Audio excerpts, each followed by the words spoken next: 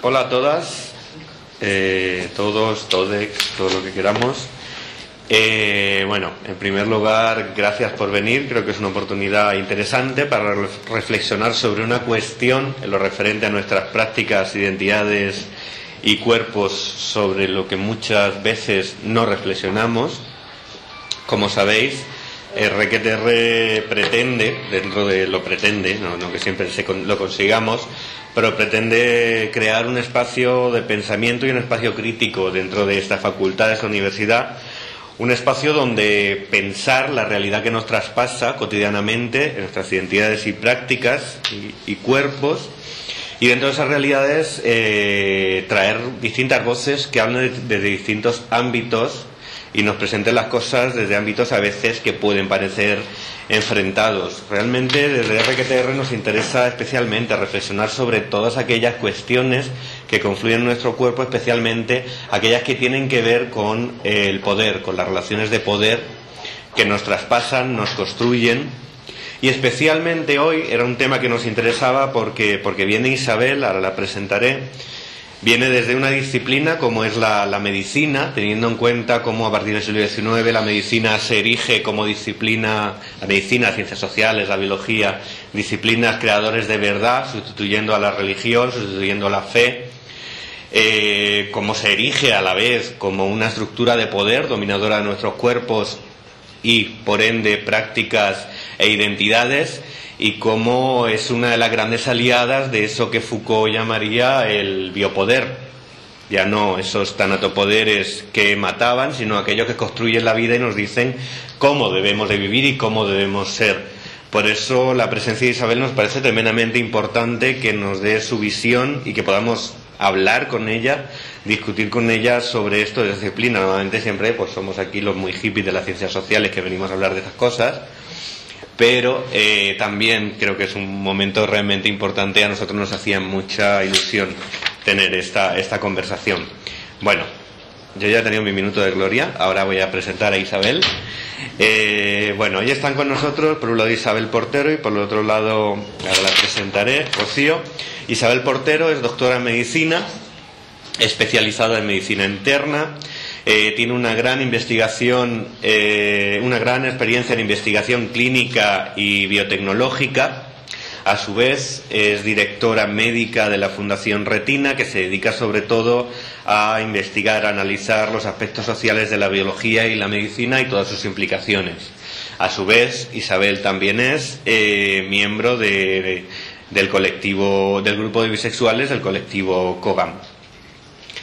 Yo no voy a presentar mucho más a Isabel porque creo que sus palabras la van a presentar sobradamente, y también para la hora del debate ha venido acompañando Isabel Rocío Nochetti, que es psicóloga y psicoterapeuta y también del grupo de bisexuales de COGAM.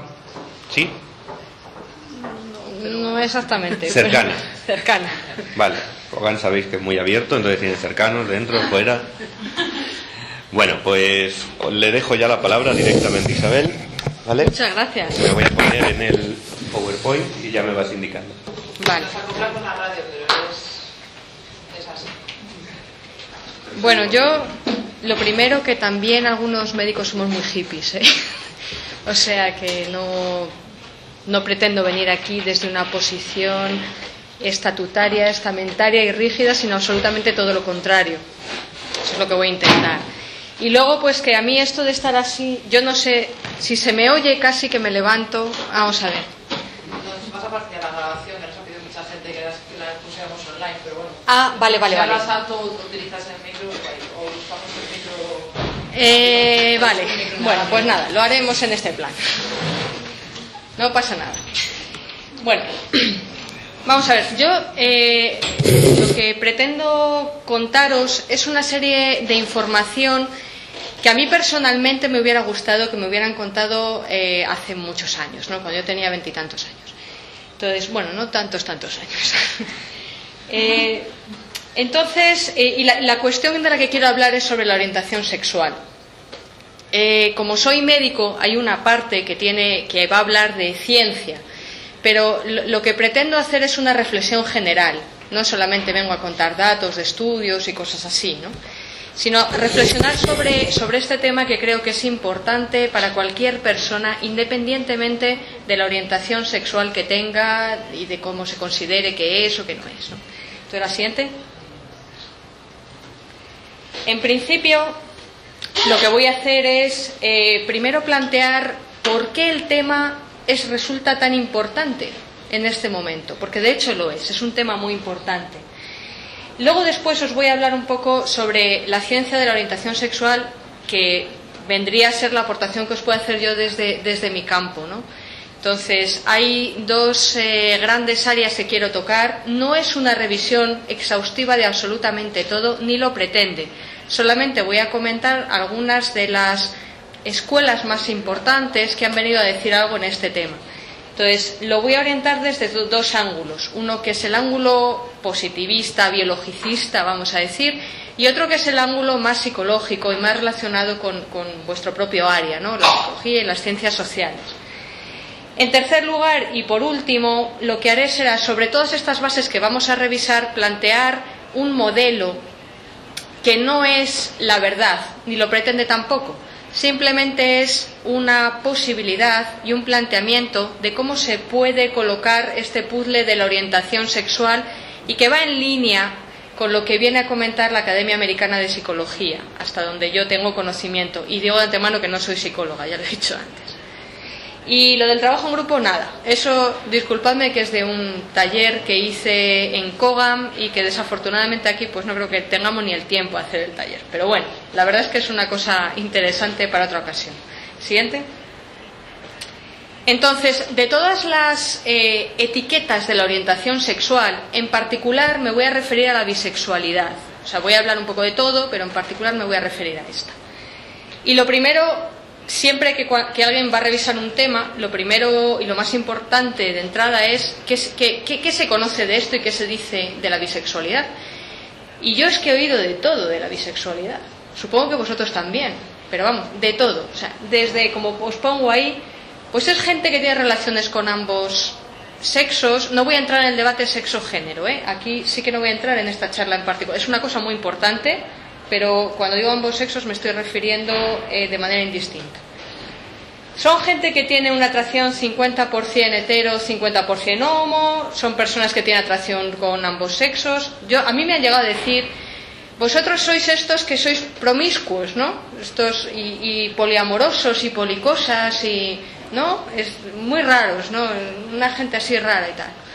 Bueno, y también a mí me han dicho también personalmente, no, esto lo que pasa es que es una fase de confusión.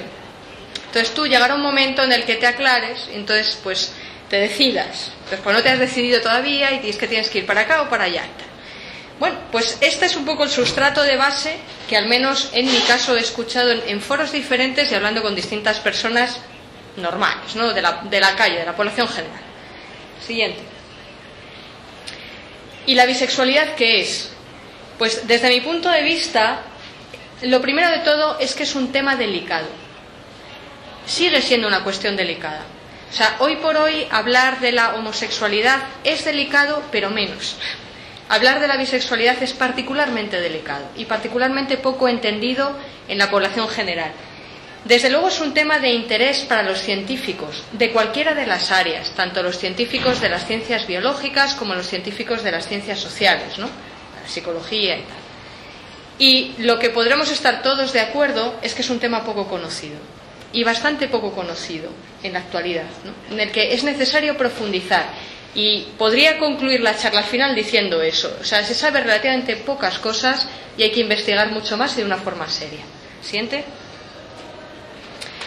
Bueno, para poder entender los estudios y bueno, las cosas que os voy a comentar, en mi opinión es muy importante hacer un poquito de historia, hacer una reflexión sobre de dónde venimos y qué es ese de dónde venimos es lo que sienta las bases de por qué se han hecho los estudios que se han hecho, cómo se han hecho y con las conclusiones que se han sacado. Entonces voy a hacer un pequeño y brevísimo apunte de historia por parte de una aficionada a la historia, no una experta en historia. Siguiente. Da las siguientes casi porque si no estamos hasta mañana. Bueno, La primera cuestión importante es que los términos que nosotros estamos utilizando, el concepto homosexual, heterosexual o bisexual, son conceptos modernos. Todo esto se ha creado en el siglo XX, a mediados del siglo XX. Pero en otras épocas de la humanidad y en contextos distintos no existían estas palabras y además no tenían ningún sentido. Entonces, por poner un ejemplo, que es el ejemplo clásico que se pone siempre, pero es, en mi opinión, bastante acertado, pues me voy a referir a la antigüedad clásica y a Grecia, y a la zona de la influencia griega. Entonces, en aquella época, y hablando solo de los hombres, de los varones, las mujeres, por razones económicas, las dejo fuera. En aquella época, los griegos clásicos pues tenían relaciones con distintos tipos de personas. Las tenían con hombres y las tenían con mujeres. Pero nunca, jamás se plantearon que es que fueran heterosexuales, o fueran homosexuales, o fueran bisexuales, o que sus actos de los hombres con los hombres fueran homosexuales y de los hombres con las mujeres fueran heterosexuales. Esto no tenía ningún sentido y no se definió en aquella época.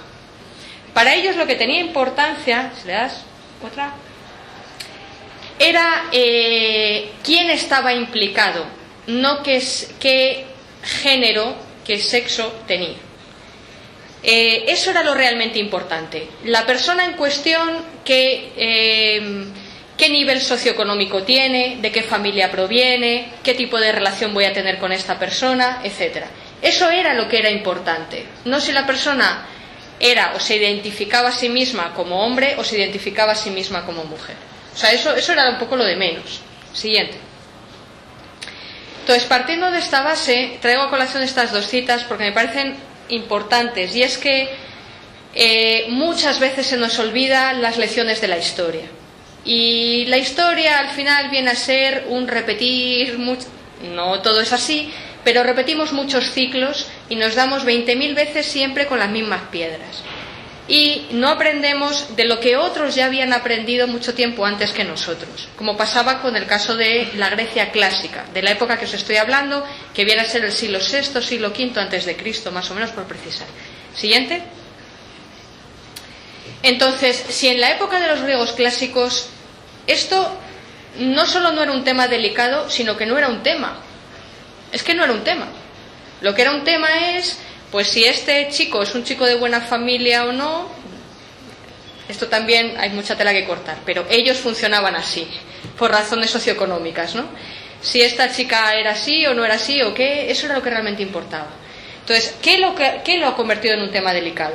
Pues a mí me parece, y es una opinión mía personal, que aquí lo que ha influido son dos cosas. En primer lugar, estamos en una sociedad en la que resulta particularmente importante pertenecer a un conjunto X o a una tribu o definirse con una etiqueta. Yo sé que esto que estoy diciendo es muy provocador, pero simplemente lo digo en el contexto de compararlo con otras épocas de la historia de la humanidad, ¿vale? Entonces, a nosotros ahora nos importa mucho esto. Nos definimos, somos del Barcelona o del Madrid, de izquierdas o de derechas, soy homosexual o heterosexual, o bisexual, o soy tal o soy cual. Entonces, resulta importante el ponernos una etiqueta que nos defina, soy hombre, soy mujer, soy cual o lo que sea, pero soy patatín. Y la segunda cuestión que influye es lo que se viene considerando históricamente antinatural y vicioso. Claro, esto de la natural, lo antinatural, lo que es el vicio, lo que no es el vicio, todo esto ha cambiado mucho a lo largo de la historia de la humanidad. Entonces, me refiero con históricamente no a la época de la Grecia clásica, sino a más o menos los últimos 1500 años. Tal vez algo más que eso, más o menos. Entonces, siguiente. ¿Y de dónde viene todo esto? Bueno, pues buena parte de lo que vamos a ver viene de la caída de Roma. ¿Qué hace un médico hablando de la caída de Roma? Luego veréis por qué tiene importancia.